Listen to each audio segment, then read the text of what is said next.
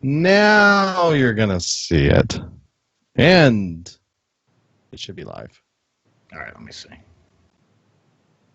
Oh, something's happening. Maybe. Oh, cool. Oh, yeah, dude, looks good.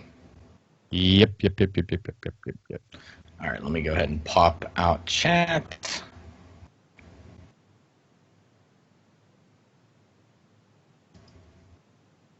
And then close out Twitch.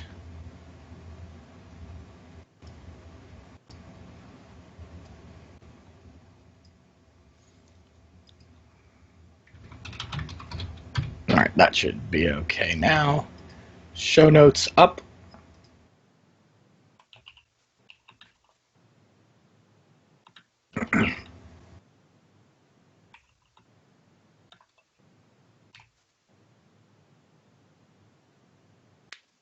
Who is Elon Musk? You don't know who Elon Musk is. He's the guy who created Tesla and SpaceX and Tesla the band? No, Tesla the car. There's a car named Tesla? Interesting. Where have you been? Do you not pay attention to electric cars and all that stuff? Nah, I don't. Dude, they're all. I don't do anything but bicycles. Like, he has an electric bicycle.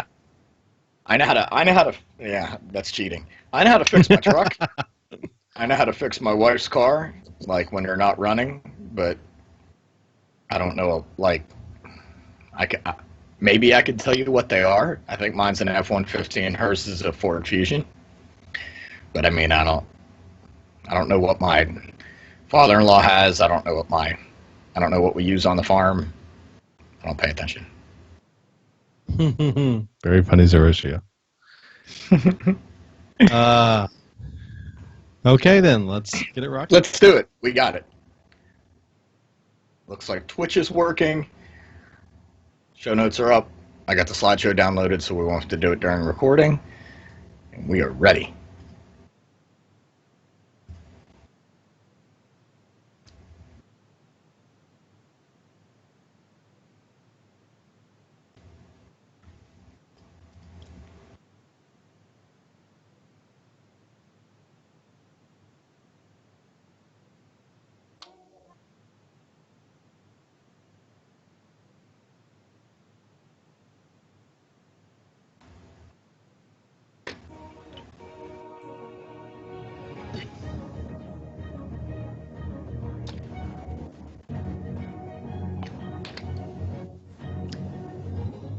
You're listening to Legend of the Innkeeper, the Hearthstone podcast for casual players. Ah, you knew me. Pull up a chair by the heart. Welcome to Legend of the Innkeeper. I'm Bastidius. I am Espo. Hello. It's been an interesting week, hasn't it? We've got all kinds of exciting things happening in a good old world of Hearthstone. And things keep coming, and I think it's going to be fun. So I get the feeling that you're excited about this one. I don't know what it was. Maybe it was the frantic laughing and grinning before we even hit record. I'm not that way. I'll say that. We'll start that way. Okay. All right. Well, I will start then, since I'm the more excited one, which is usually the way it goes anyway. All right. So last week we told you guys we'd be playing Druid, and I did play some Druid. I had already had a Druid deck built, the Jade Druid that we saw as soon as Mean Streets dropped. I built that and kept tweaking it and adding to it, and of course came up with my own little version. And this past week I actually added Gadgetzan Auctioneer, and didn't have totally that in there? Changed. No, I didn't. Oh my! Yeah, right. I don't know what I was thinking. Oh my goodness, many concedes and lots of fun was had. I'm not saying when people concede it's fun, because I disagree with conceding. You all know I don't like when people concede. I don't like to concede because I feel like it takes away a little bit of the fun, and also you may be shortening someone's quest, questing, right? Because they want to play the minions, they want to cast the spells, they want to gain experience with their characters, right? So each time you play a card, it's a certain amount of experience. Every time you kill a minion off, it's a certain amount of experience, and obviously the win is a lot of experience. So I don't like to concede, but I saw a lot of conceding when I would drop like countless Jade Golems. And man, Gadgetzan Auctioneer, how did I not think of this before? But man, it is a game changer. True. Yeah, true game changer. And it was, I tell you what brought it out was the deck I built for the Tavern Brawl, which we'll talk about later. But I also tried some other decks. I played a little bit of the Fast Druid and used a few of those other cards. There was one card I didn't get to play, and I'll talk about it later. But yeah, definitely had a lot of fun with Druid. Ended up, I think I'm sitting at rank 16, which I haven't played a lot in Standard. I've been playing a lot in Wild and Casual. I'm trying to play all the modes now, so I get a little bit of a feel for what's going on, so I can relay that knowledge to our listeners. So I did a little bit of research again this week on the Druid. Last week was Mage, so we played a little bit of the Druid. So how did you end up? Well, I did play some Druid. I also played some Rogue. I had a Rogue deck fall into my lap that I wanted to try out, and I started playing with that and had a good time with it too. But I did get my Druid in. I primarily played with two different decks. I played with a Jade Golem deck that is basically what you just said. I mean, it is fast. There's a lot of cards, and yes, it did have Gadgetzan Auctioneer in it. So I worked that card from the beginning. That one is so, in my opinion, and what at least with my deck, it was swingy. I ended up winning about 50% of the games, but it was dramatic. It was, I couldn't get my cards fast enough to win the game, and I would lose, or I would get all the cards I needed to overwhelm my opponent and they concede or lose. So it was just seemed to be one or the other. I never seemed to have a really good mix. I mean, a few games here and there, but for the most part, I felt like I was very much starving or feasting like crazy, you know. So, and then another deck I played with was a Beast Druid deck, trying to take advantage of some of the Beast, or at least the minion buffing cards that are included in this expansion. We'll talk about a little bit too. So I wanted to kind of do a little mix of each. So that's what and the other thing I ended up doing is, unfortunately, Blizzard's goal and their tactics this last week worked. I started playing Diablo again. Well, and also the fact that DeSharmo keeps saying, "Hey, is anybody out there playing?" I'm like, "Yeah, I want to play." I was wondering where you were going with that. I was like, "What is going on?" Yeah. So season 9 just hit, so I'm creating a new season character and having a good time with the good old Diablo. So, yeah, also, Diablo's fun. I got a new keyboard. I did see that. I saw that you got the rainbow keyboard. That's cool. Yeah. Well, my dad gave me some Christmas money, and I was like, you know what? That's pretty cool. It's supported, and WoW is supported in Overwatch, and it's really cool because whenever you launch the game and goes through the character selection screen, it changes based on that character's kind of primary colors. It highlights the keys that are specifically for those characters. However, the last patch, when they pushed out the Season 9 set in the last patch on Diablo, they said, and it supports the Razer keyboard. I was like, oh, no. And when you have a legendary drop, a legendary item fall, it lights up for you to let you know the legendary happened. So, I mean, it's so cool in the end. It's just crazy. You think, okay, I never look at a keyboard. Why would I bother with a keyboard that does all this extra stuff? Well, you can't help see it, especially if you're in a dark room. this thing lights up the whole room, and you got all this cool stuff going on. So it actually adds to the experience. So Okay. I'm kind of having a fun time with it. It's cool. All right.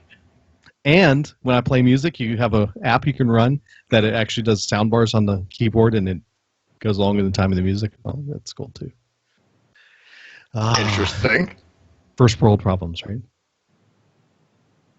I heard no problems except for the fact that your whole room was lighting up. Like, I don't know. oh, okay. All right. Yeah, no, it's good. It's a lot of fun. So I have to say. Awesome. And if you're interested, so it sounds like there's a link in the show notes. Awesome.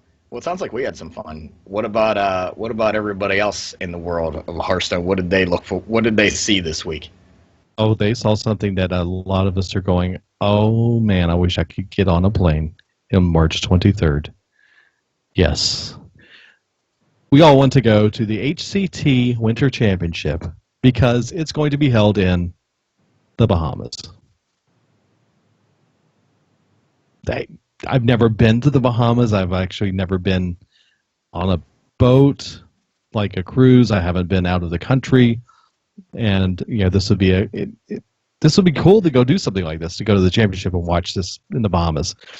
But I don't see that happening, not with all the things going on right now. We're saving it for BlizzCon and all the other good stuff that's happening. So we're going to have to pass on that one. But yes, the HCT Winter Championship will be in the Bahamas on the 23rd of March through the 26th.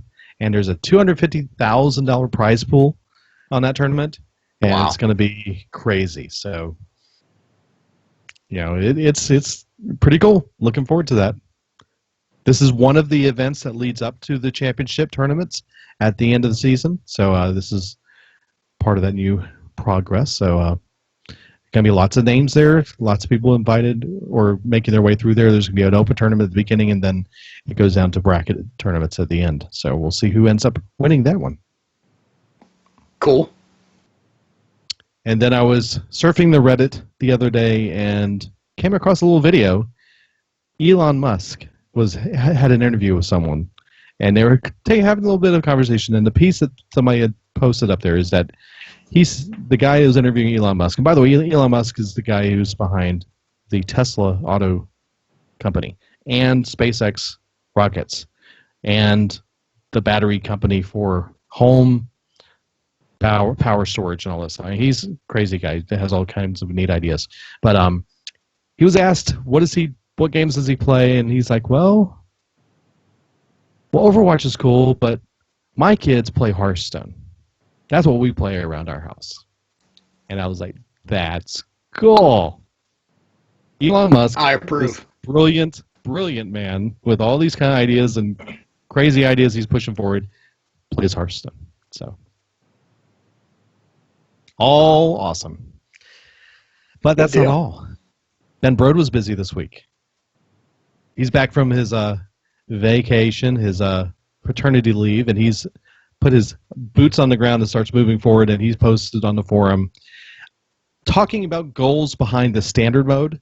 And the ultimate goal is to keep standard fresh every year. So they are really looking hard at the interactions with the cards that are currently in the classic and the basic decks with what's in the meta and what's happening with the meta. And their concern is that if the same basic cards or classic cards appear too frequently, that won't be those cards achieving their goal. And that they would rather release new cards other than buff older cards from the classic and basic sets. So if there are issues there, they're not really wanting to do any more tweaking for cards. However, they did say that they have no issues with moving problematic cards out of the basic and classic sets. And he said, we might rotate some additional classic cards to wild. Now, what do you think about that? Have you heard this up to this point?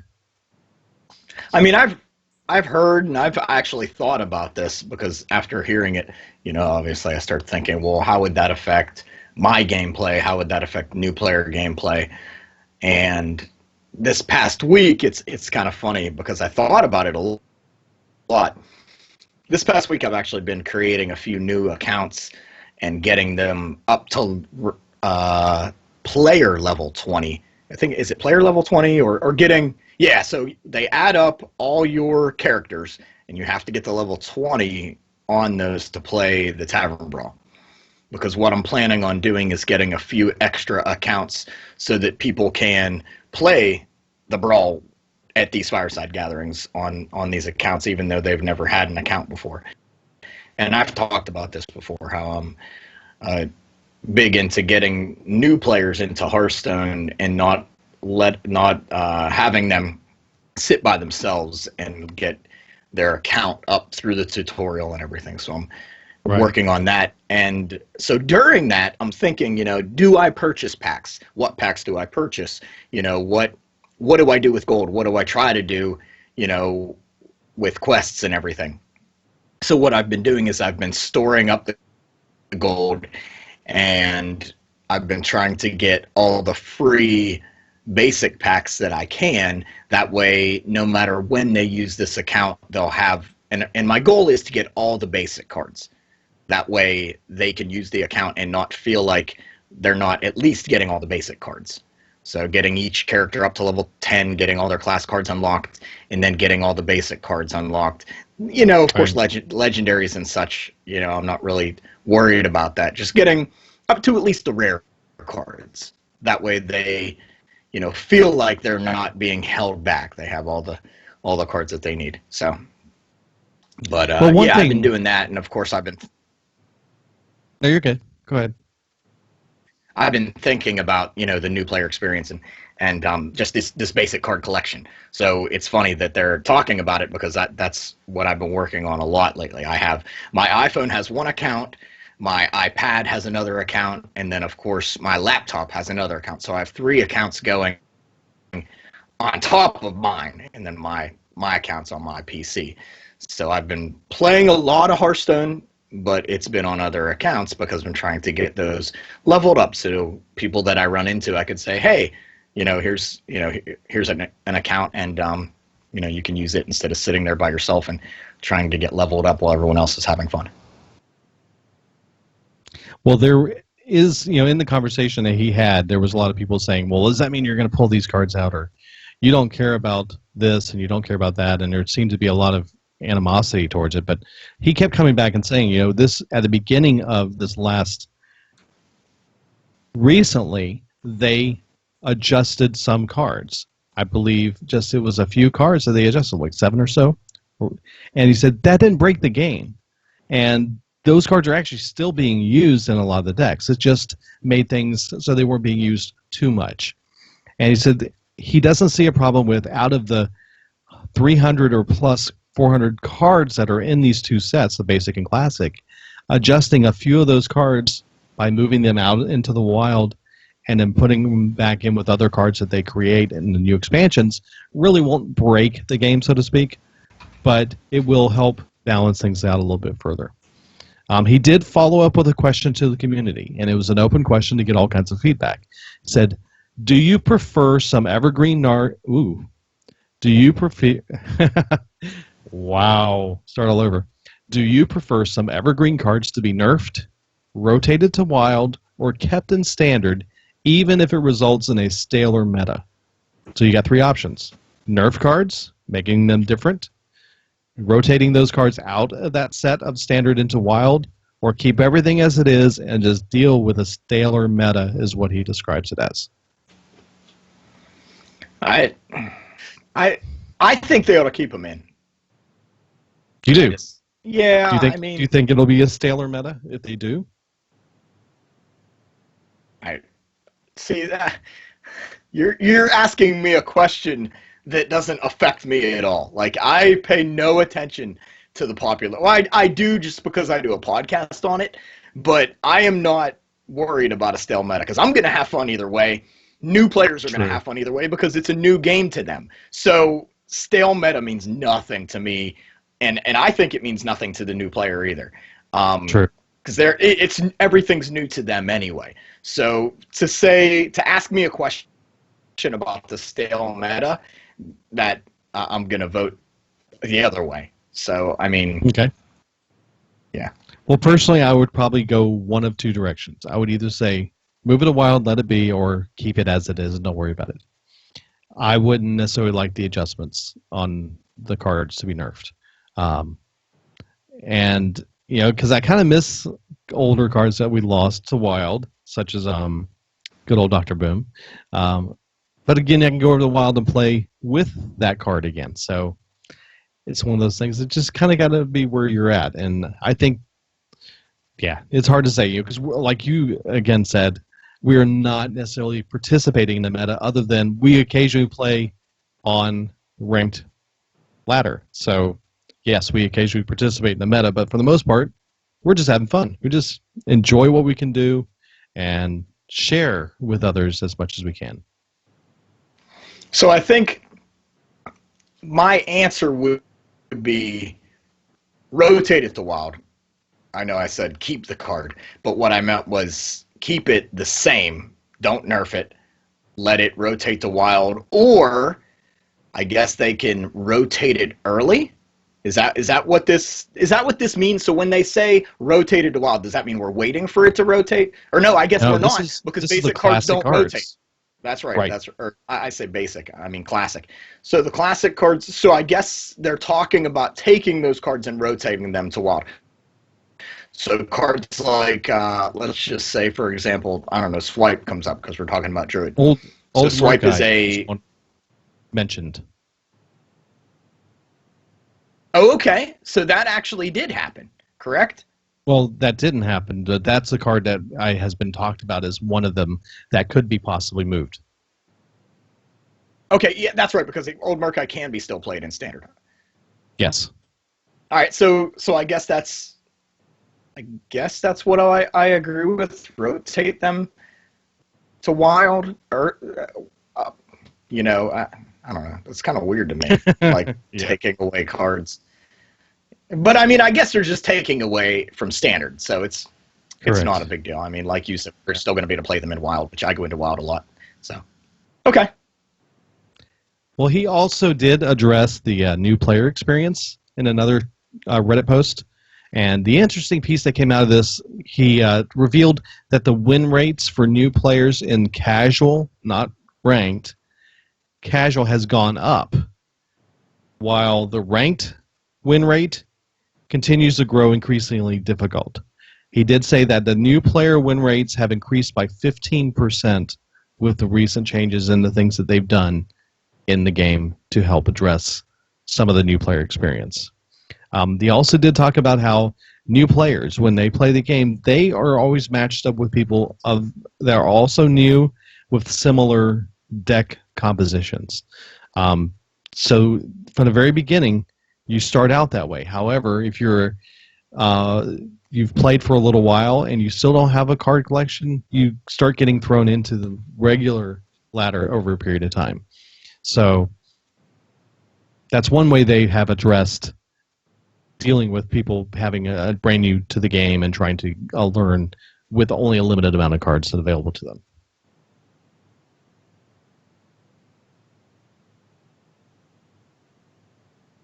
Did that put you to sleep? No. I mean, I'm just listening. I don't. Okay. It's just my voice, right? I didn't know there was a question. I apologize. No problem. So basically, things are getting better, but they still want to do more. And there really sounds like they're asking for ideas or input along how things may change here in this year's push with new expansions and all that. So it's good to hear that they're asking and they're listening. And it's going to be an interesting year with Ben in his new position going forward instead of just having taking that step forward. I think we're going to get more direction and maybe even more interaction with them as we go forward. So I think it's a good move. Yeah, I think I heard on another podcast this week them talking about Ben Brode's move and how it's going to affect a little bit of things and affect. They talked about transparency and how Blizzard with Ben Brode being so active on the forums and out there letting us know what's going on and doing these developer talks on YouTube. And I know he's not the only one that does them, but he was one of the people that did them a lot. And I think it'll be cool to see where he takes Hearthstone and how how much they show us in the future, because he's, he seems to be one of the people that likes to talk about it to us early on and let us know what they're doing, like what's going on behind the scenes, what makes us do these things. So in this, of course, him getting on Reddit and making this comment is pretty cool. And just to reiterate, if you are interested in knowing actually more interested in getting Blizzard's attention with feedback, Reddit is a great place to post your comments and to respond to posts that they put out there, because they read Reddit. They do get out there and they get involved. You'll find developers responding to comments all the time. I've seen many times Ben responding to different posts, and Ayala, he's been on it there as well, doing a bunch as well. So, yeah, if you want to keep up with stuff, go out to Reddit, check it out. Dean Ayala is on there a whole lot. So, yeah, when we had him on the show, he had talked about if you want Blizzard to hear you, post on Reddit or post on Twitter, and they pay attention to that stuff. Yeah, they do. Okay, well, this week we did have a very interesting brawl. It was celebrating 20 years of Diablo, and it was called the Dark Wanderer. And it said, a hooded stranger sits to play holding a grim deck in his hands. Can you unravel the secrets surrounding this Dark Wanderer? Oh my gosh. Secrets were unraveled. Oh my goodness. This is insane. So it's funny that they did this week, because my Druid deck worked amazing with this. It was just phenomenal. Holy smokes. I don't know if any of you who are listening got a chance to watch me play. In Hearthstone, you can be a spectator and you can watch your friends play, and I have a lot of people on my friends list and had a lot of viewers while I was playing, and I felt bad because the games just lasted forever. In fact, one of the games went on so long that the Cow King killed both of us, and I actually got to record it, and I'm going to upload it on YouTube. But I put a picture out there on Twitter and on our Facebook page saying that the Cow King got frustrated and decided to kill us both because he was so salty about what I was doing to him. Because, at the end of it, you get a placard that says bovines killed, Cow Kings killed, minions killed, and it's like a scorecard. So I was like, I saw that the first time after I unlocked the Cow King and got to the cow level.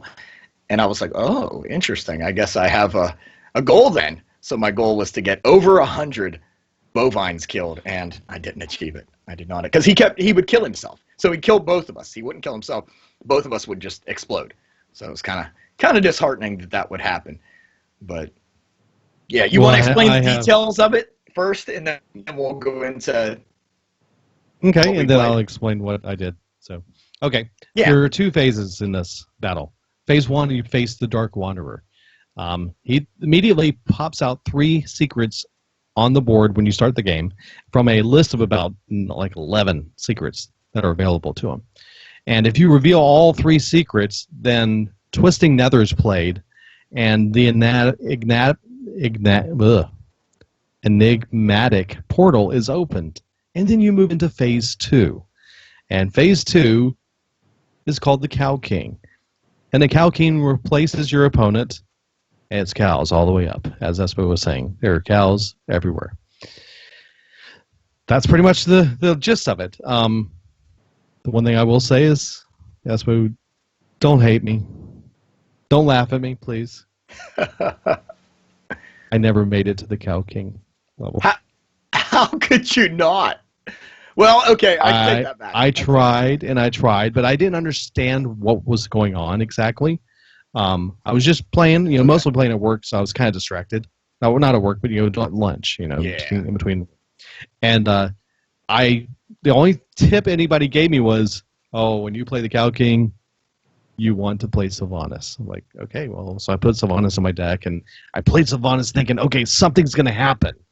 And nothing happened. I'm like, yeah. What? So I just didn't understand what it was all about. And wasn't really paying attention very well. I know that sounds crazy, but me not paying attention. However, I do want to say one Holy thing. smokes, I paid attention. I saw a video this week. The first time that Amaz played this, he played it as a priest, and he stole the enigmatic portal as it hit the board, and it turned him into a Cow King. Yeah, that's why you put Sylvanas in your deck, because that's another small goal, or not a small goal, but that's another goal of some people, was to try to steal the enigmatic portal using Sylvanas, because it's one of those minions that you can't attack or target.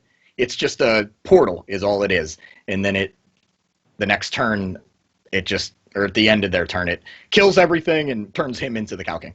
So the way this works is you have 10 secrets, and you have to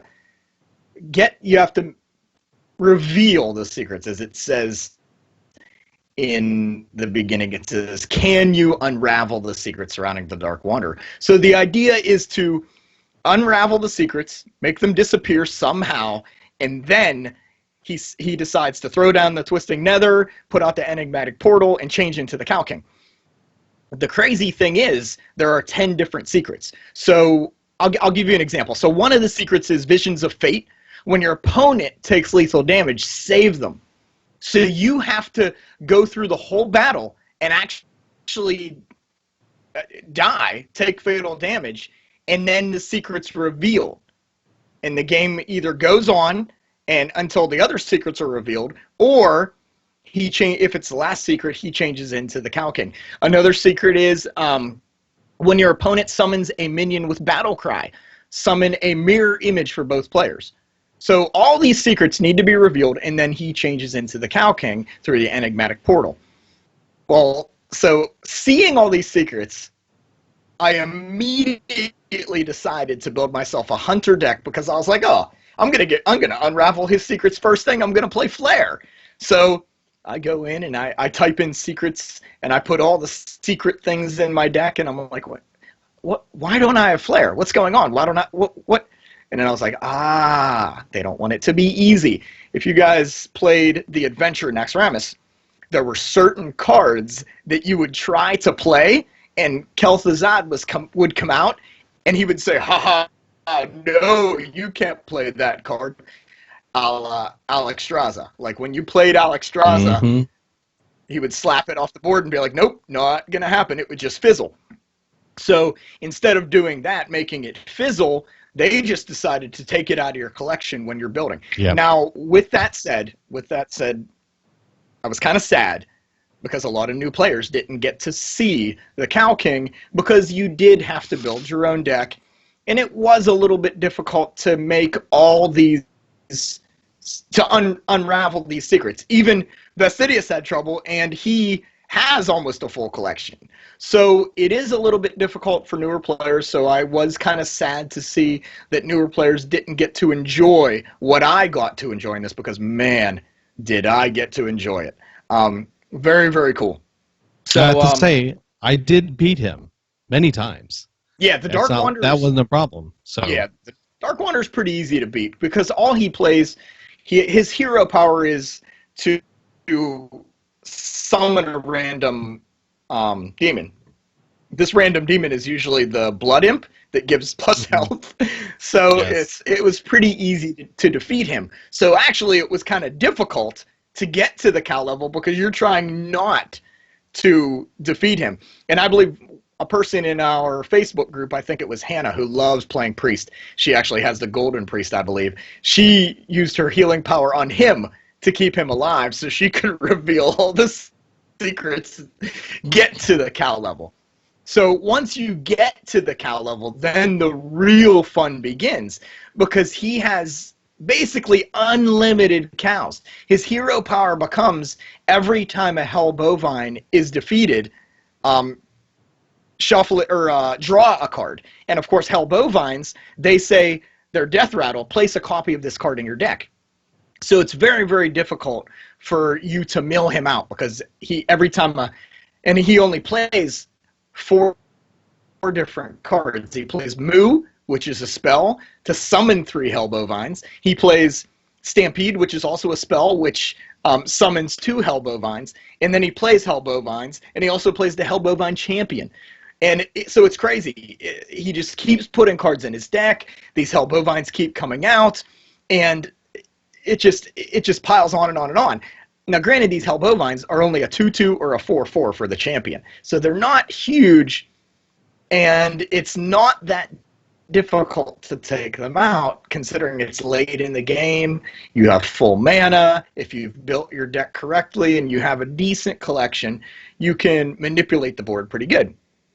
But what I tried to do was, of course, get my score as high as I could, killing as many Hellbovines as I could. But I wanted to mill him out. Like, I was like, this dude has 40 cards in his deck. At times I saw 43. And I said, I have to mill this guy out. So my goal, every time a Hellbovine dies, there's a chance that it leaves behind one of 3 cards. And there's just a chance that it happens. It doesn't happen all the time. Either a weapon rack, a discarded armor, or a chest of gold. So the cool thing about these cards is they have death rattles. And the death rattles are the current player. They're all for the current player. So current player will either gain a weapon, a random weapon, gain 5 armor, or gain gold, which is 2 coins. And the coin, of course, is a 0 mana add a mana crystal. 1 mana. So what I would do is I would actually kill everything except for the chests of gold.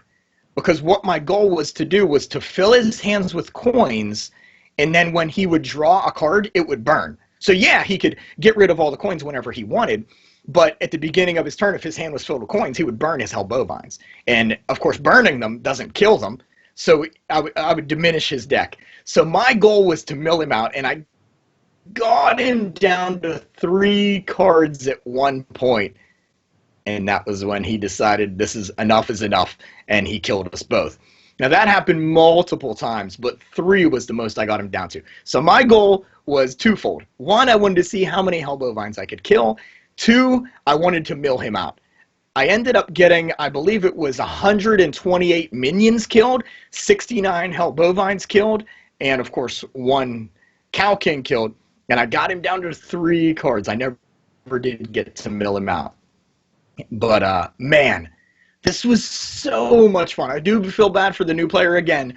But, man, if you had a decent collection and you knew what you were doing, oh, my goodness. So much fun. I did not get to steal the enigmatic portal and use Sylvanas. But, oh, my goodness, I had fun. One more thing I want to say. Originally, I started with Hunter, thinking Flare, right? So I couldn't do that. So I said, well, you know what? I'm going to cheat my way into it. So I played Lock and Load with all spells until I got Flare. I ended up getting Flare, got rid of all his spells, or all his secrets, and yes, I got to the cow level with Hunter by stealing his secrets or not stealing them, but making them disappear with Flare. So I did get to use Flare, but I had to cheat my way in and use that back door there with the Hunter card Lock and Load. So I ended up doing that. So I did a lot of cool things with this that I didn't think I could do, or that, you know, were a little bit difficult to do and took a lot of time. And after I did the Lock and Load thing, I said, all right, now it's time to see how Druid works. And man, most of my games were with Druid. Most of my games I had over 30 attack, 30 health golems on the board. Insanity. It was so much fun, and all I gotta say is moo. And there's only one sad part. Do you think we'll ever get to see this one again? Whew. Considering it was the 20th anniversary, I suspect that we won't. Here we talk about it and get excited about it, and no one's going to get the chance to play it because it's already gone. Yeah. So here's my dream. My dream is that Blizzard will say to the people that run Fireside Gatherings, here is your toolkit. You can use any Tavern Brawl you want in your Fireside Gathering. Let us know.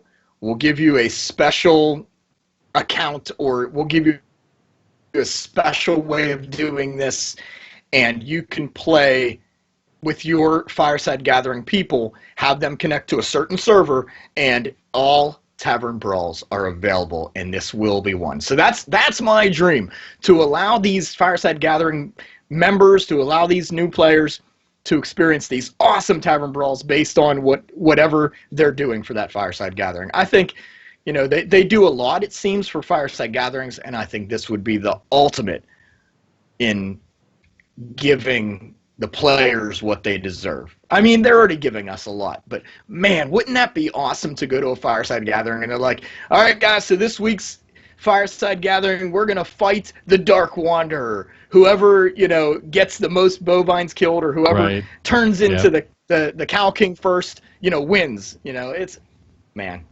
so much fun. But cool. That's my goal. That's my goal, to see us be able to play any Fireside or any Tavern Brawl that we want. Well, you did a nice little segue there that now has been derailed, talking about how you switched over to Druid. So let's talk about Druid a little bit. Yeah. Okay. I had so much fun playing Druid against the Cow King, and obviously, in regular mode, in standard and in wild and casual. But well, as usual, this is, we've already gone through 3 other classes. We rotated through the Jade Lotus, we rotated through Grimy Goons, and the Cabal. We're back now to Jade Lotus again. So the first 3 cards we talked about are part of the Jade Lotus family. That's the Jade Spirit, the Lotus Agents, and the Aya Blackpaw. And these are available to all 3 classes that are part of the Jade Lotus family. And this is one of those family members. So these cards are available to be used in your decks, and couple of these were already in my decks, especially for the 2 decks I had built for this experience through the Druids. I had Blackpaw in one of my decks. In this deck, the main one I was playing with him, the Jade Spirit, of course. And I did not have Lotus Agents in this one, though. I should have put it in there. Now that I think about it, but I can still play with it.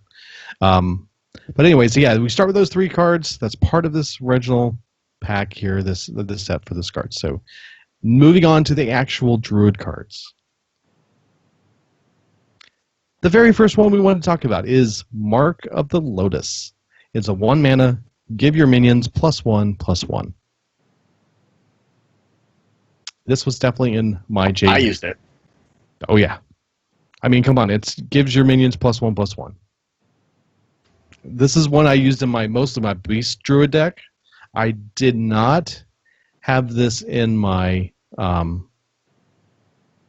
a Jade deck because I had so much other good stuff in it, and I just didn't have room for this one.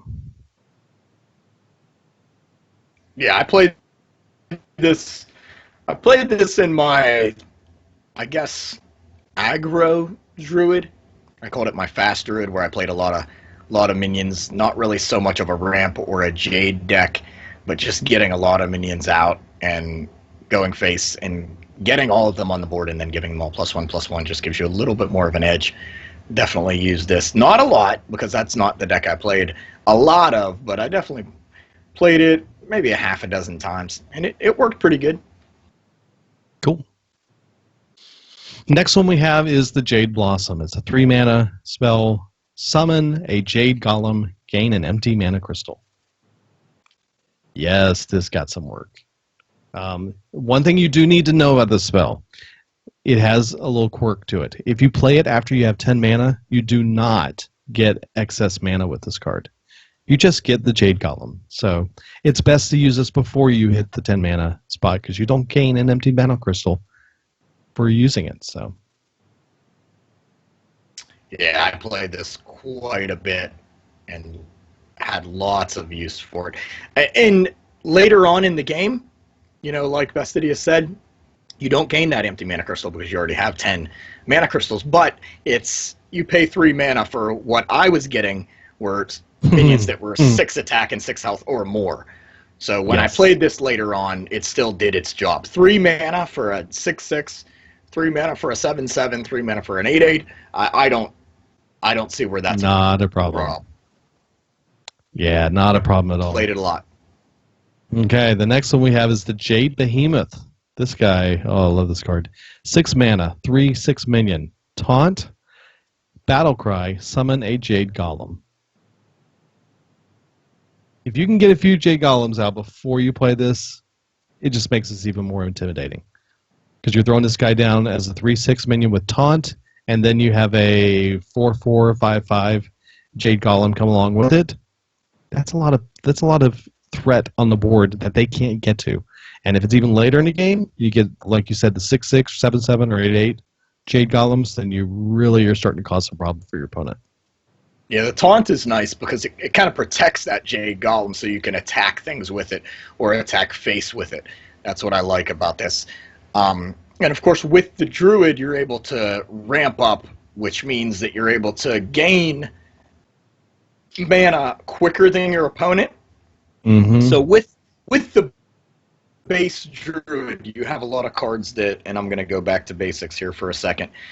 With the base Druid, you have these cards they call ramp cards. And those are cards that are going to gain you mana quicker than your opponent or quicker than you theoretically should. So you're going to cheat in mana like with the Jade Blossom, where you gain an empty mana crystal. Like with the class card Innervate.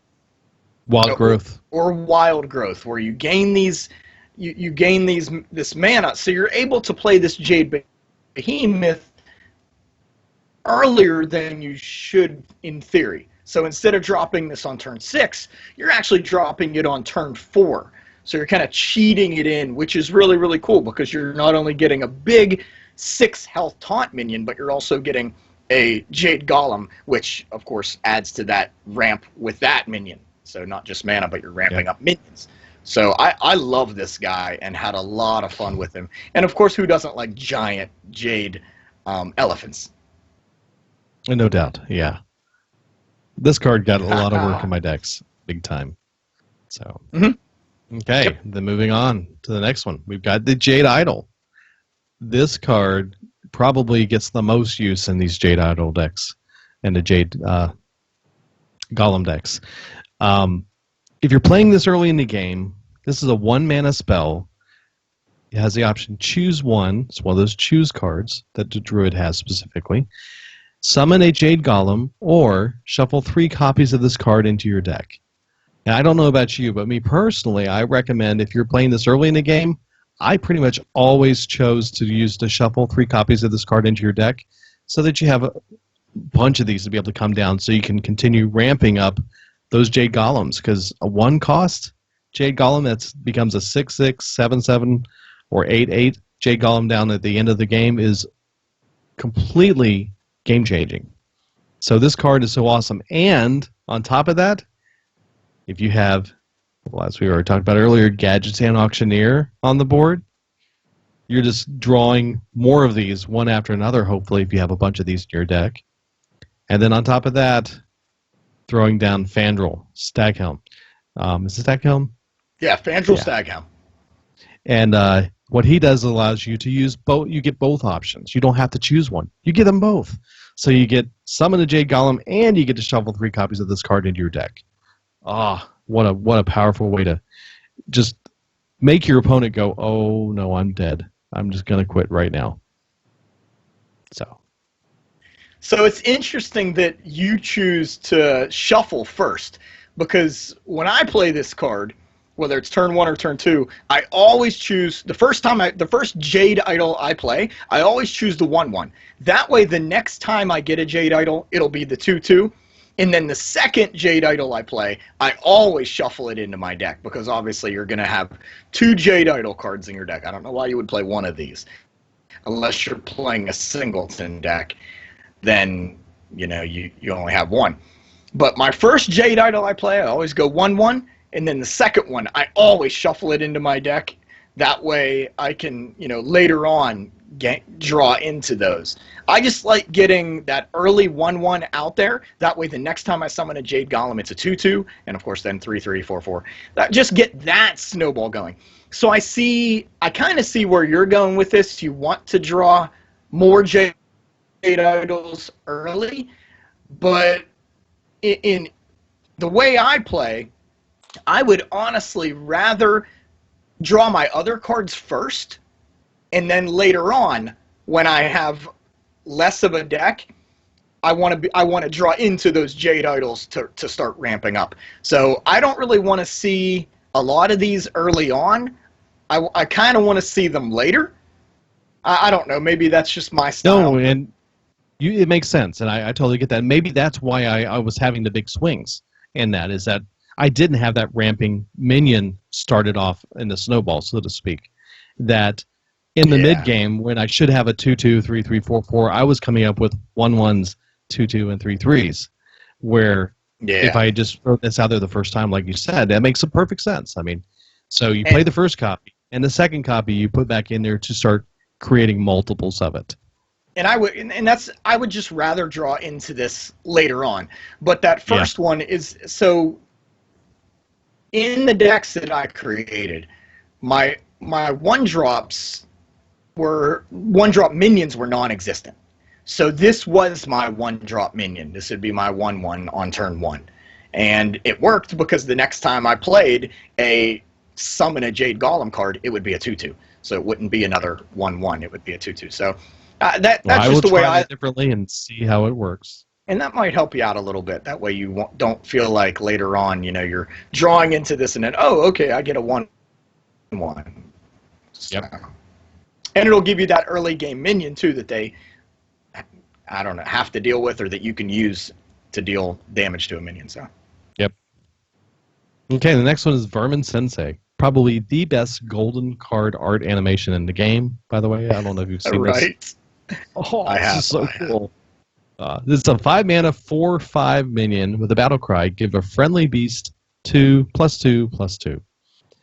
It seems suddenly out of sync with all the other cards we've talked about, except for the Mark of the Lotus. It's doesn't do anything for your Jade Golems. It's like, where did this come from? What is this? But as we keep going, you'll see this kind of has some synchronicity to it. But yeah, this card is actually pretty cool when you start working with a beast deck, and it really does actually kind of give a little bit of a snowball effect and causes your opponent to be like, what is going on here? Because you constantly, this and a few other cards, you're buffing up your beasts, and next thing you know, you've got some really big minions coming after him that they're having trouble to deal with. So I had a good time with this one in my beast deck. Yeah, so when I first saw this guy, I immediately was brought back to my World of Warcraft days in Mists of Pandaria. So this guy was a boss, and I believe it was Storm Stout Brewery. Yep. And he would just throw these carrot little minions all over the place, and he would spin around really fast. And it just, so the golden card of this is really cool, and it brings me back to that. But I played this guy in a Beast Druid when it first came out, and I just couldn't get the Beast synergy going on. So I'm kind of glad that you played it, because I didn't put a lot of effort into trying the Beast deck. So. Okay. Well, then the next one is the Celestial Dreamer. It's a 3-mana, 3/3 minion. It has a battle cry. If a friendly minion has 5 or more attack, gain +2/+2.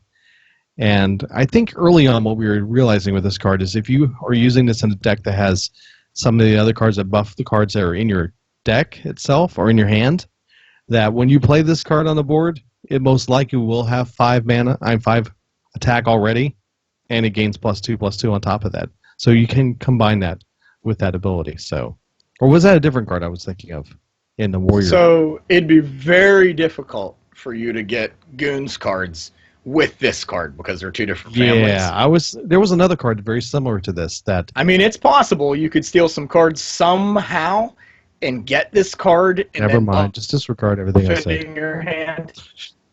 Okay, all right. Are you sure? Never mind. I mean, yeah. Maybe you did. Maybe you were dreaming about it. You were like, I was did dreaming. it. It's a Goon card. It was a celestial dream. There you go. You had a celestial dream. I have not played this card. I have it. I just never thought that it would fit. I have a lot of other cards that are in my 3 slot that I like playing, and this isn't one of them. I guess I need to just throw it in a deck and just experiment with it.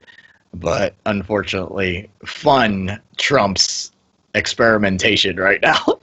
I'm still early on. I'm still, I guess I should be experimenting before I have fun, but oh my goodness.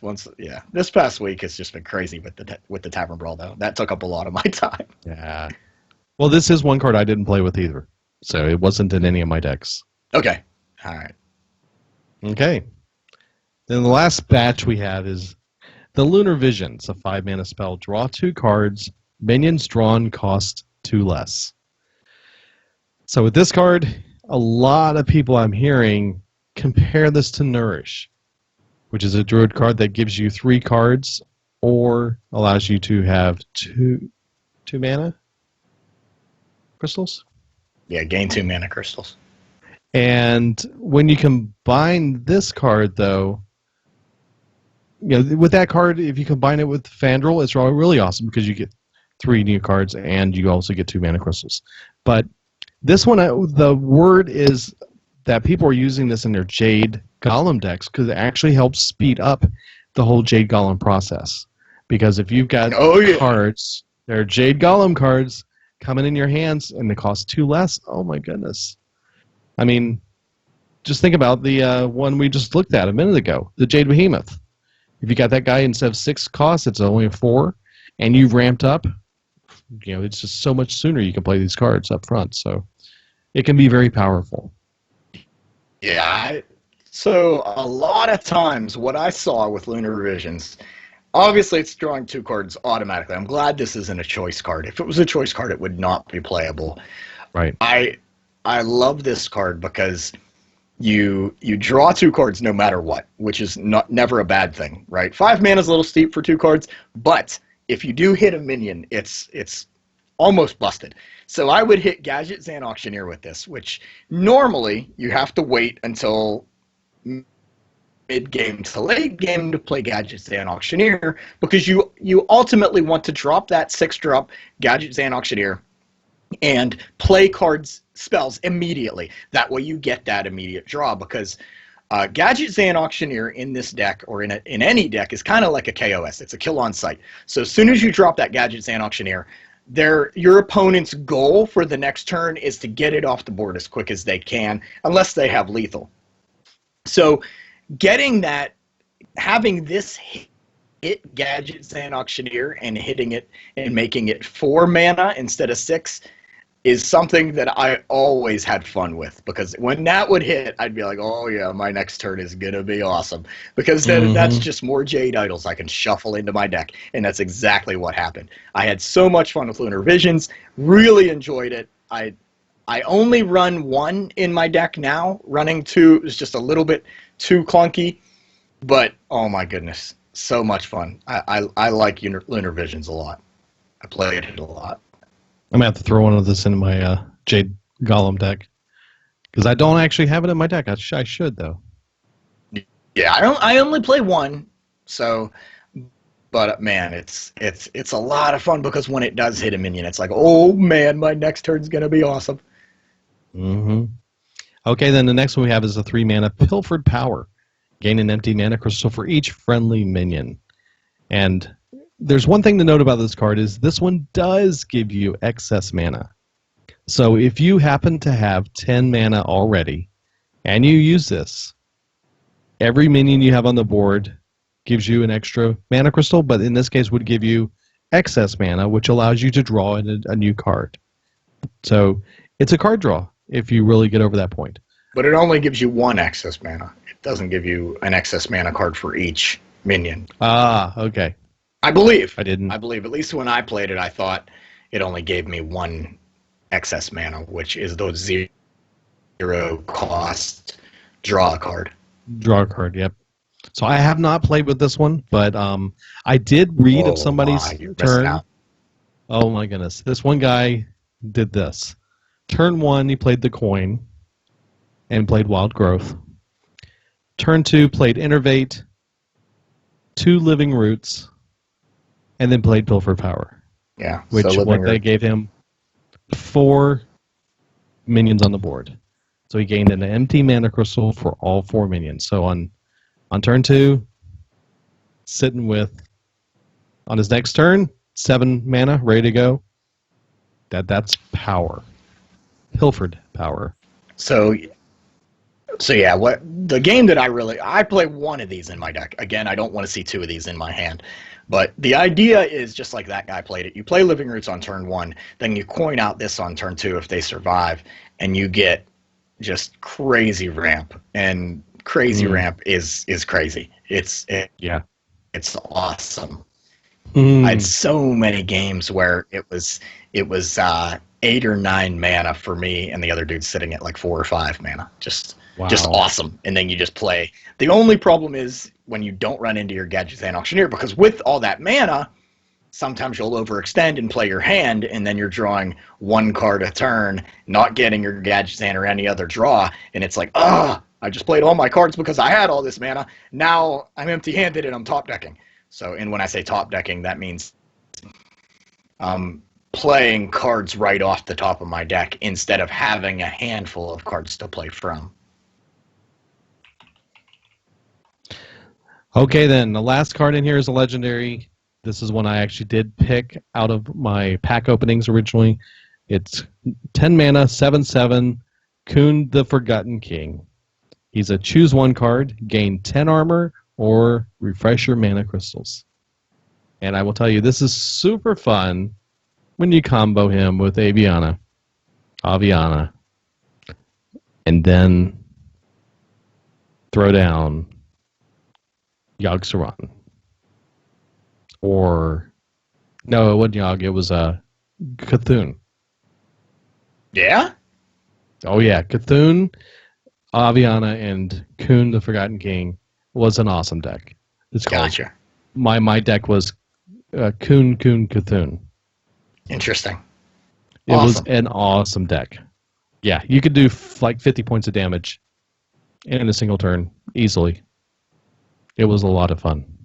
So I first saw this guy at BlizzCon, and I was like, holy smokes, this guy's crazy to get on turn 10, or whenever you have 10 mana, you play him. And then immediately I thought, man, Aviana.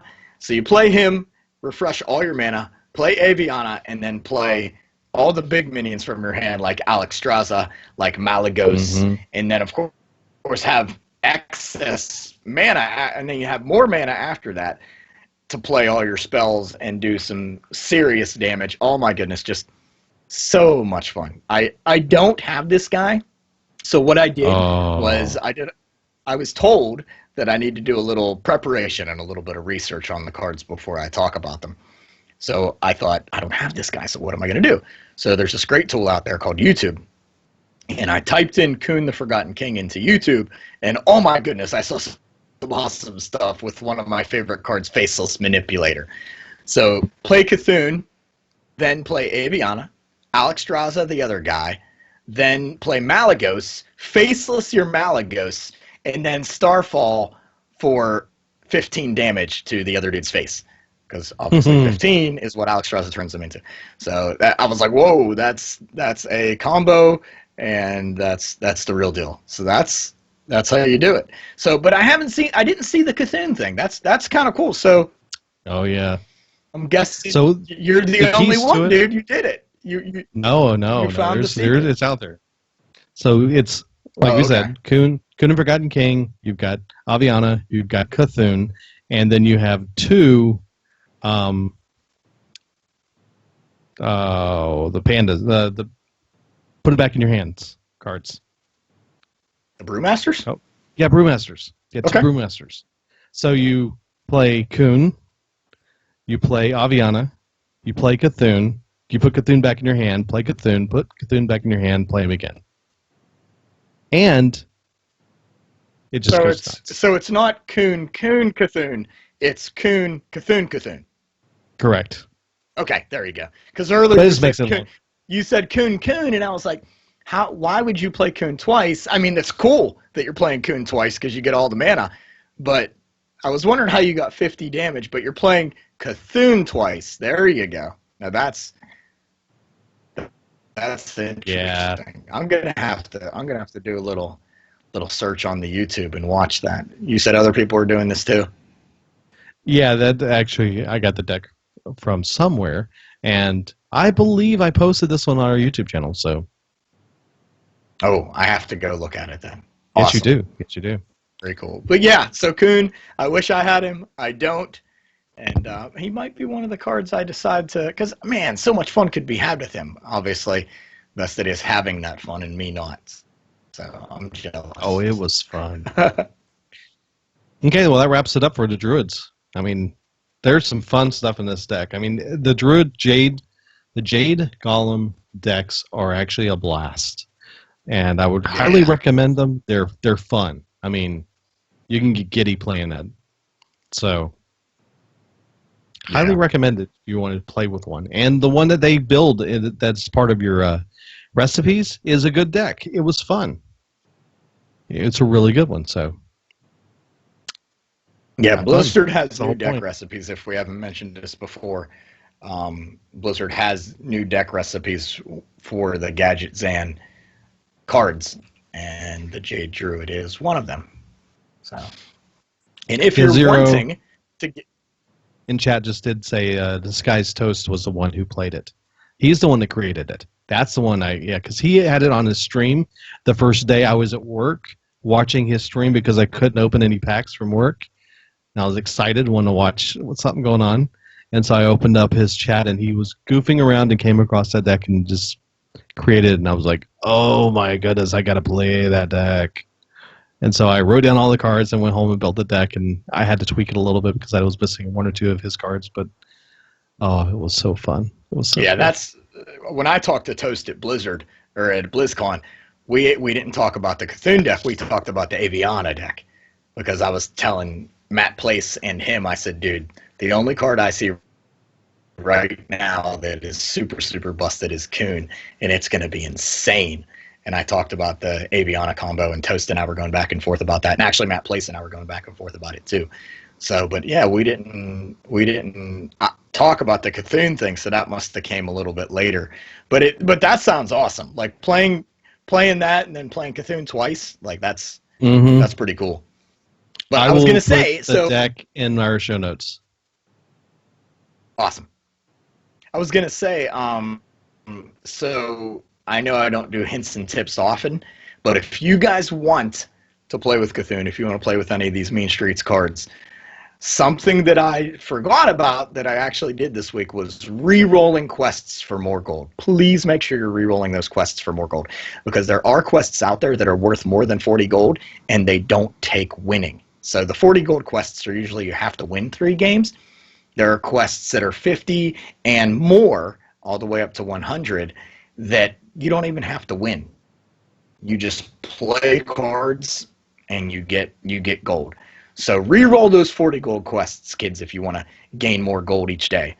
That's my hint and tip for this week that I had forgot about. That's a good one. Okay, well, this week we did have 2 new reviews, and some interesting things came from our discussion last week about reviews, and yeah, let's talk about that. So the first review we have, unfortunately, is a little negative. It's amateurish was the name of it, from _RVA_. He says, both guys seem like nice people. They have nice voices for podcasts. Also, I find their banter humorous. Having said that, there seems to be an overall lack of preparation for the show. They seem to just chat about whatever, and half the time one of the 2 hosts has nothing to add to the conversation because they don't know the cards involved or what the subject is. Compared to the 2 top Hearthstone podcasts, these guys have an apparent lack of polish. Show notes and schedule would go a long way to get these guys on the same page and would create more interesting conversations.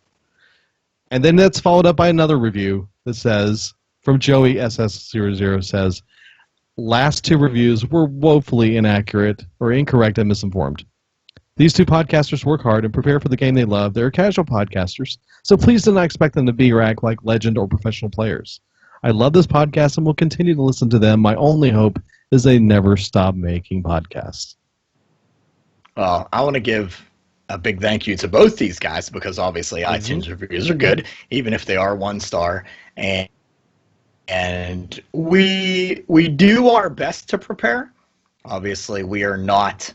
So he mentions in the first iTunes review, he says, compared to the top 2 Hearthstone podcasts, these guys have an apparent lack of polish. Well, I'm not trying to defend us, but I will give these top 2 Hearthstone podcast guys a shout out because they're awesome.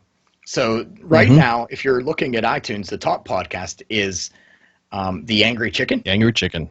Which I believe has 3 hosts still. And I think 2 of those hosts, in my opinion, are professional content creators for Blizzard.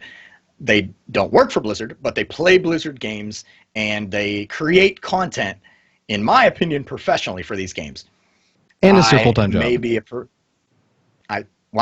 is it? Yeah. Okay, so there we go. That's all he does is podcasting, and he does graphic design on the side. I was going to say, I thought he was a graphic designer by trade. I mean, he does 11 shows a week. Yeah. I consider that either kind of way, professional. Full-time, and that would be full-time. There you go.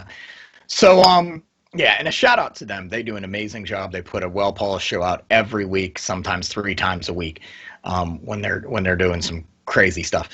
The other podcast that I think he's talking about is Value Town. I had a chance to actually be on a podcast and on a panel at BlizzCon with the guy that does Value Town, Chanman V. He's an amazing guy and a great content creator, and he definitely has a passion for the game. He's also a family man, but he finds time to make content. And I believe he is definitely a professional at what he does in creating content for Hearthstone. So I, of course, would like to be more professional, but I just don't have the time. And honestly, I like being casual. I like, not feeling like I have to do this. I don't have to worry about it being my cash cow. This isn't my full-time gig, so, But those top 2 podcasts, I want to give them a huge shout out because they do. They create well-polished shows and amazing stuff. One is The Angry Chicken and the other is Value Town, and they are great and they're amazing. And I wish we could be more like them, but unfortunately we don't have time. I have 2 full-time. Well, I don't know if 30 hours a week is a full-time job. But I kind of have two full-time jobs, and I'm not trying to make excuses. I'm just saying this is my choice. I choose to podcast casually, and his title for his iTunes review is amateurish, and I'll say yes, we are definitely amateur-ish. I think we are more just straight up amateurs, but we can be amateur-ish. We have quite a knowledge of the Hearthstone, and we have fun playing the game. And I know Vestidius and I, we do as much research as we can. Some weeks we don't, and that's just how it is. But I want to definitely thank this guy for bringing it to our attention that there are these other 2 podcasts out there that are very well polished, and huge shout out to them. Another podcast that I think is above us on the iTunes scale, and I would be remiss not to mention them, is Well Met. John Horstman over there at Well Met does an amazing job, and I think right before BlizzCon he made an announcement that he was going to create content full time and tried that. And I believe he's being successful, and I believe I know for a fact that he does an amazing job at what he is doing with Hearthstone and other things. I know he has an Overwatch podcast. I believe he also helps out with the Convert to Raid podcast and all kinds of other content for Blizzard. So shout out to Well Met and those guys over there, because I believe they are definitely one of the very well polished Hearthstone podcasts out there. And J.R. Cook is also a host on that show, and he of course does Blizz Pro, and he does an amazing thing too. So those 3 shows, I don't even put us in the same category as them. So for someone to say, for someone to compare us to them, it's like apples and oranges. Like we don't want to be them, and we don't.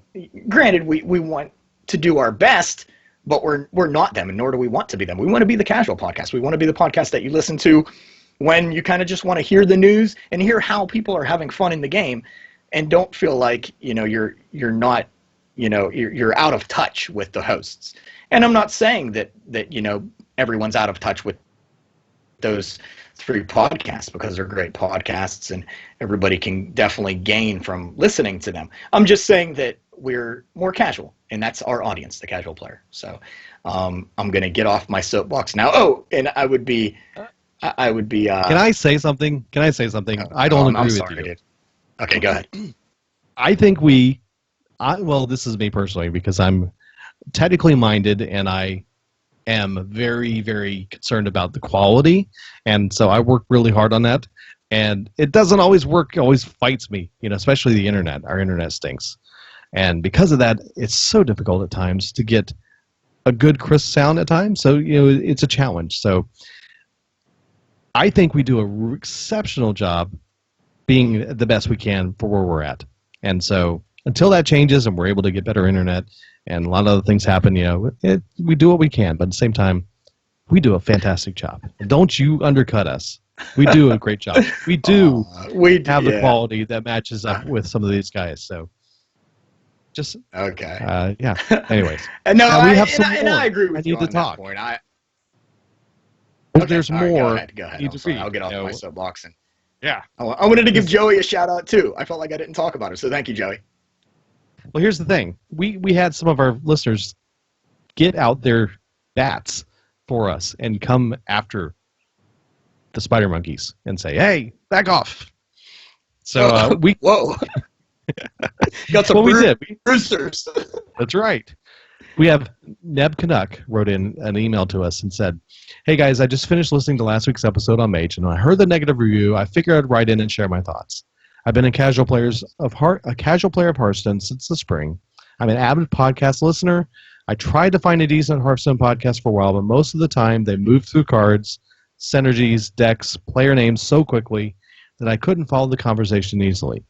I came across yours when it was featured on the Battle.net launcher, and have listened to every episode since. As a casual player, there are a lot of elements that make your conversation unique. I appreciate you're not focused on winning so much as enjoying experimentation. I appreciate that you don't have every card and sometimes forget names or stats or don't beat yourself up about it. I also appreciate that when you say that other things like family and work got in the way of you playing in the week, it's because it's relatable to me. Do I notice that certain things sound like the sound quality or conversation flow could be a little bit more polished? Sure. But even those things are appreciable from my perspective because it shows you don't live for Hearthstone. It's just something you enjoy and do on the side. All that to say, I hope you don't take the occasional negative review too hard and keep on keeping it casual. And don't ever feel the need to defend things like your raspy voice or thyroid issues or anyone who criticizes you over human imperfections like that. They're lacking some human decency, in my opinion. Now, I do have one question. You mentioned a Facebook group or a page a couple of times, and I can't find it. I've searched for it. So how do I get a part of that? So I sent him information about our Patreon group. If you're interested in joining that group, all you have to do is support us. It's patreon.com/Legend of the Innkeeper. But most importantly, we got another letter. And not only this letter come through, but he also posted this on Reddit as an open letter to the Hearthstone community.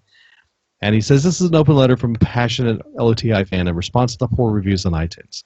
Before anyone makes a review, I believe the person needs to watch and listen to a few episodes, as well as previous episodes, and do a little research, because incorrect and uninformed opinions can cause negative consequences.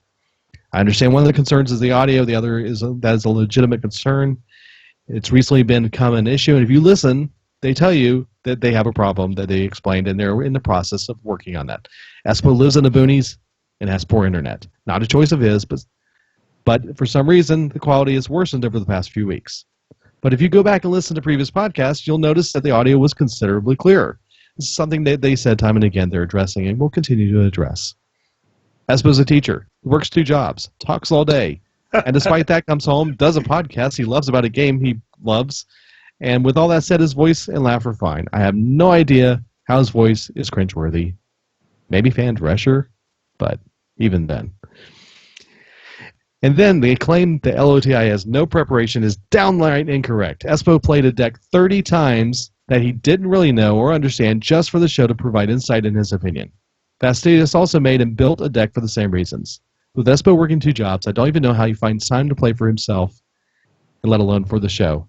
They both deserve respect for all the hard work they put into this podcast.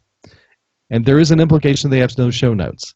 They do show notes. If you want show notes, go to the website, legendoftheinnkeeper.com. It's right there on the front page. They post them after every show. And trust me, at times they can be extensive. So these 2 gentlemen do not tout that they're Hearthstone Legend players. As Espo says, they are casual players talking about a game casually that they play casually. If you want perfection, then I'm sorry, but no one or nothing is perfect. Mariah Carey proved that. These two gentlemen, work hard to provide the best content they can. Maybe this isn't for you, but I will tell you it is for me. Thanks, LOTI, for everything you do for the Hearthstone community. Sincerely, Desharmo. Sorry to read that whole thing, but it was important. It was good.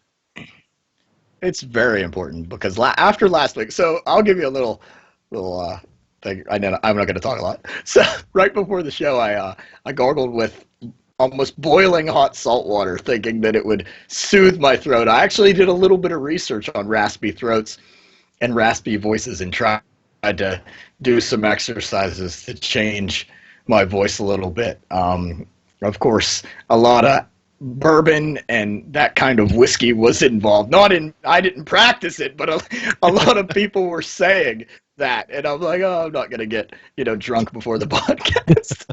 But yeah, it was. I did a little bit of research on it, and that goes to. I want you guys to be happy, and huge shout out to everybody that listens and everybody that helps us out, because it is tough. You put yourself out there, and you do what you think is fun and what you think is correct, and there are people out there that don't agree with you. So or don't I guess maybe they do appreciate it, they just don't agree with it or dislike it, and that's their opinion, and that's cool. That's not a problem. But you got to have tough skin. As a teacher, I do have tough skin, but there are times when I'm like, oh man, that's not cool. But it's people like Desharmo and Joey and other people that have emailed and give us iTunes reviews, and people in our Facebook group like Jeremy that really make me feel better. And I appreciate it, guys. I love you all. You all are so awesome. And I'm going to keep playing this game, maybe even more than I did before, just because of you guys. You're awesome. So thank you, Vestidius, for keeping me happy every week and keeping me going, because you definitely help out a lot. Well, good. Well, I do have to say, if you do want to voice your opinion, you can also leave an iTunes review if you like. It's on iTunes, and you find us at Legend of the Innkeeper. Also subscribe. That's always important. We do have a Twitter shout-out. Yeah, so this week's Twitter shout-out goes out to, and of course I mentioned all these other great podcasts, and this is my Twitter shout-out. It goes out to one of my, I would say this is my favorite Hearthstone podcast. Of course, I love ours. I have to love ours. I'm a little biased. But this shout out goes out to Hero Power. Hero Power, Versika, and Avantes, and Zeroshio over there put on an amazing podcast. And they are obviously on the more, I guess, competitive side. Is that what on the more meta side, the more popular side of decks, they tend to follow the competitive scene a lot more than we do. They follow the popular scene and the meta scene a lot more than we do. So they tweeted at us and said, thought you guys might be interested in reading this. And what they tweeted at us about was the Reddit post that we talked about in the news earlier. Because being a casual Hearthstone player, I don't dwell on YouTube. I don't dwell on Reddit. I don't get on Twitter and just constantly look at Hearthstone information, because I just don't have time. I would love to. I'd love to read about it, because there's awesome information out there. There's awesome content out there, but I just don't have the time. So I wanted to give Hero Power the shout out, because they always pick little things and they're like, Espo, you need to look at this. Check this out. Mm-hmm. So shout out to those guys for pointing these awesome things out to us. And guys, if you haven't, go check out Hero Power. And then we had Facebook shout out. Yes, I apologize. Wow, just totally lost it there. Okay, Facebook shout out goes out to Rob this week. So on our Facebook group this week, it was tough to choose the shout out because everybody was posting their scorecards from the Tavern Brawl, or posting, yes, what they did in the Tavern Brawl this week. So I didn't want to go there because there was so many to choose from. So I went to, of course, where else do I go? A person that posts about new players' experience, or posts about, casual players. So Rob says, I went to my first Fireside Gathering last night and had some new players ask me where I go for strategy kit tips at a casual level. I said, I know just the podcast for you. Smiley face. Hope my Legend of the Innkeeper name dropping adds a few more members to this group. Rob, that means so much. That's so cool. We really appreciate you being a patron and joining our Facebook group, but we also appreciate you spreading the word about our podcast. And congratulations on going to your first Fireside. That's an awesome experience. It's such a great thing. I love the face-to-face interactions that you get at those things, and super psyched that you got to go and enjoy that. And thank you for the shout-out. Awesome. Well, that should wrap it up for this week. Next week, we're going to go digging into the Grimy Goons. So do we have a class we want to do for our Grimy Goons? Oh, Grimy Goons. So we did Hunter already. Mm-hmm. So our next one would be the Paladin then. Save the Okay, Paladin it is. Yeah, so Paladin next week. See if we can get some goons going on with Paladin. Sounds like a plan. So anyways, if you want to read the extensive show notes, you can do that at legendoftheinnkeeper.com. And you can follow us on Twitter at LOTI Podcast or XMCTVGamer. And again, support us at patreon.com/legendoftheinnkeeper. Did I screw it up? XCMTB Gamer. I said that, didn't I don't know. Maybe. I? Anyways, you can find it on the website too. So we appreciate you guys listening and hanging out with us on Twitch. You can find us on Twitch at twitch.tv/LOTI Podcast, Tuesday nights, 7 p.m. Central Time, 8 p.m. Eastern Time. So come join us and hang out. Bug us in the chat if you like. Whatever. Awesome. We enjoy it. So again, thanks again, guys, and we will talk to you next week. Good job, team.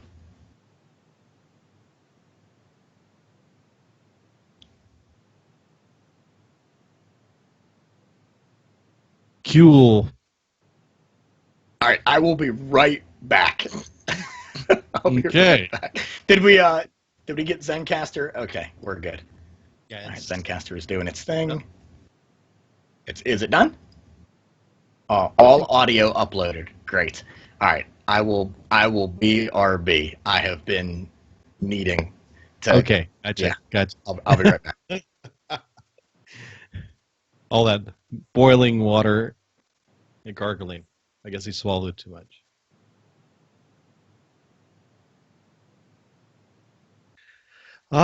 Thank you. Desharma, go to bed.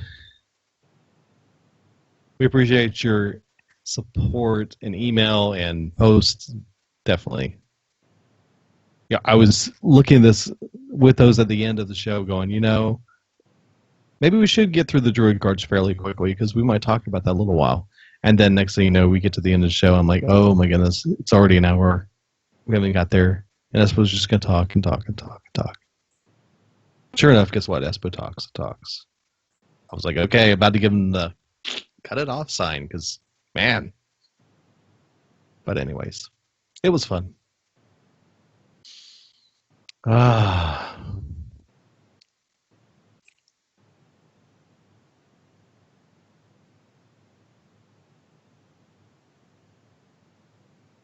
Unfortunately, again, I want to play Druid now. Not Paladin. I want to play Druid. I got a few changes to my deck to make.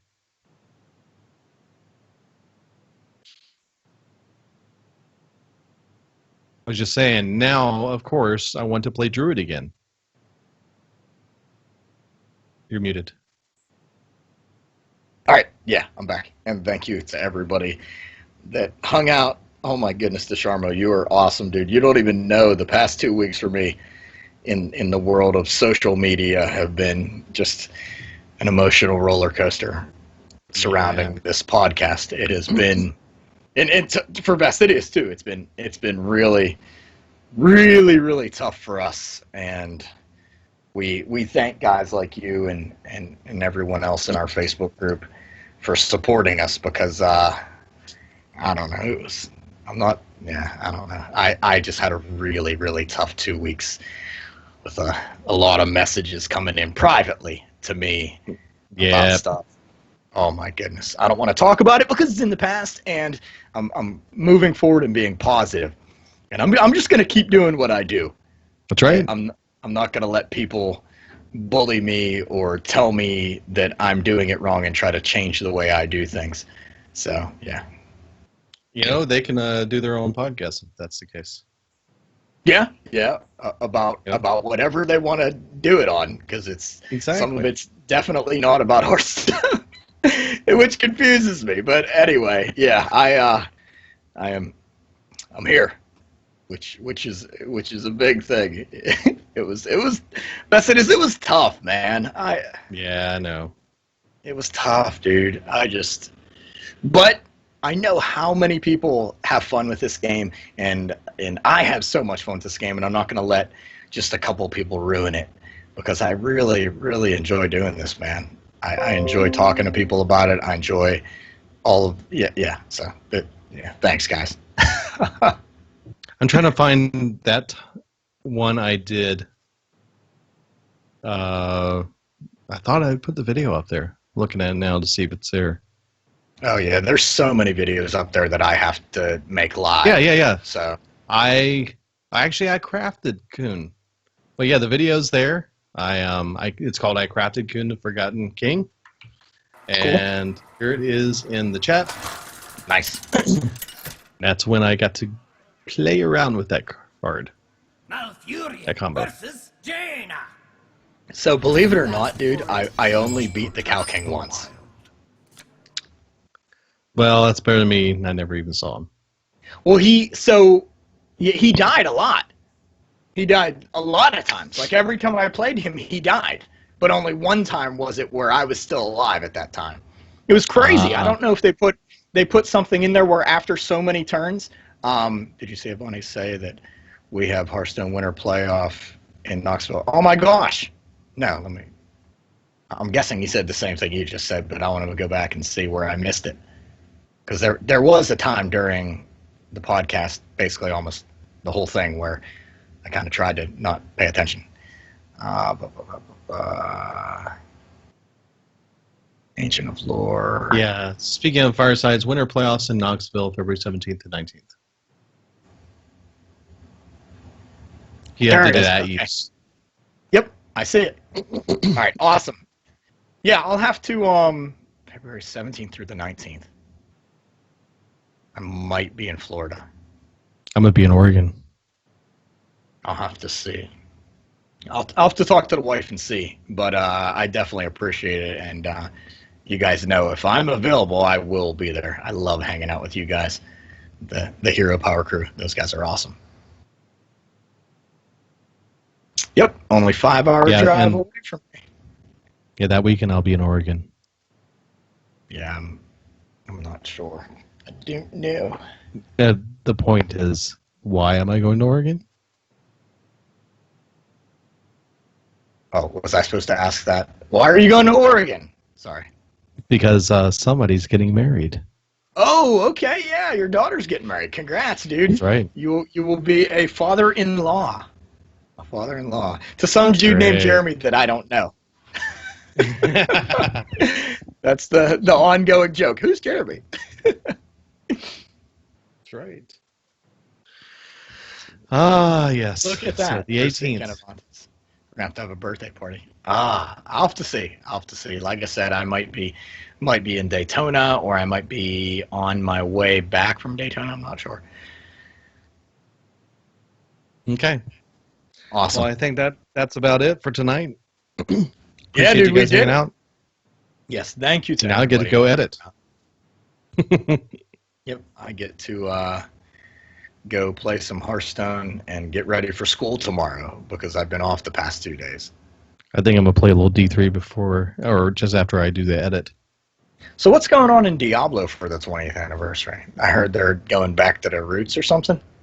You go back into a portal in Tristram and back to starting areas. And in that portal, you get to go back to a Tristram in the original graphics level quality. Whoa. I mean, it's way back, and but it's on the same engine, and it's kind of fun to play with it. So That's there's kind of there's a quest line that goes through there, and you get to fight the bosses, and there's some achievements to earn. cool. It's pretty cool. It's a lot of fun. But season 9 just hit, so I've been doing that too. And then Awesome.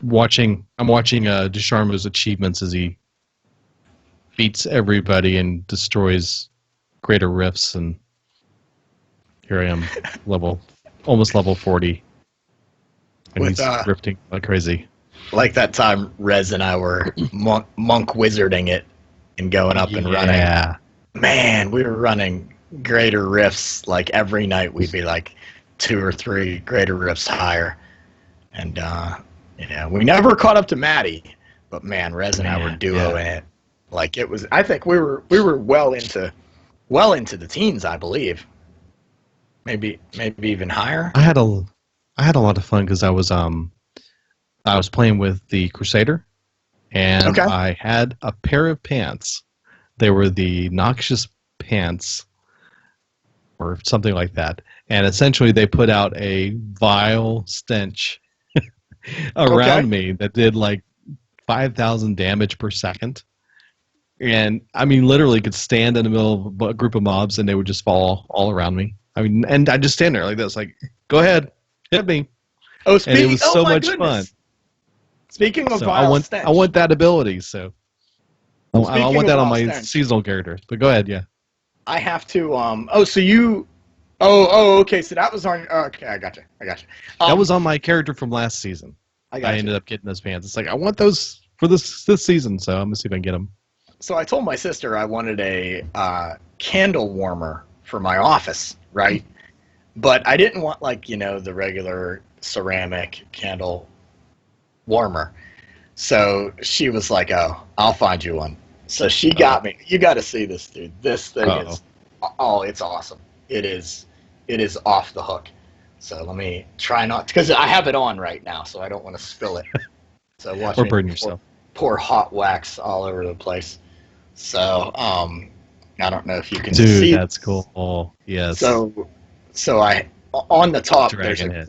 there's a glass tray, and that's where all the wax is, and it's got the light bulb inside, and it glows. Oh my gosh, Dragon Skull is so awesome.